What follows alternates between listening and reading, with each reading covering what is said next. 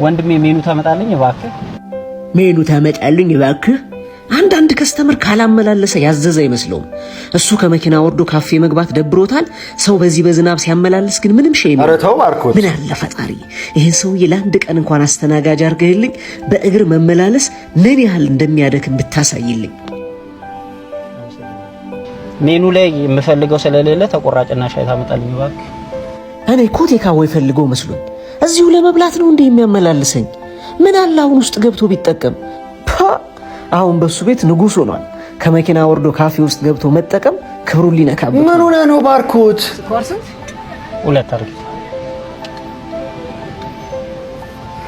ሶፍት ጨምርልኝ ካላስቸገርኩ አላለም።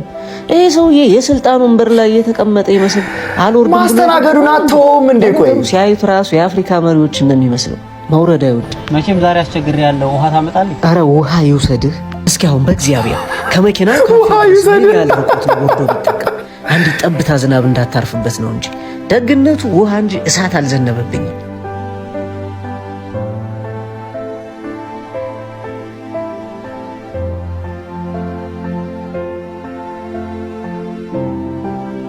ምንድነው የብዙዎቻችን ድክመት? ፈራጅነት። ስንቱን ይሆን ሳናውቅ የፈረድንበት። አይቷል ክራንች ተጠቃሚ ረደው ፈርደንበት ያለፈው በብዙ ውጣ ውረድና ድካም ያገኘነው ሹመት ይመስል ለመፍረድ ስንሯሯጥ ላየ ፈጣሪ የፍርድ ዙፋኑን ለኛ አስረከበ። አደናቅፎ እንወድቃለን ለመፍረድ ስንጣደፍ እንጂ ጠረን ቢኖረው ዓለም ላይ ያሉ ውድ ሽቶዎች የማያጠፉት አስቀያሚ ጠረን ይኖረን ነበር።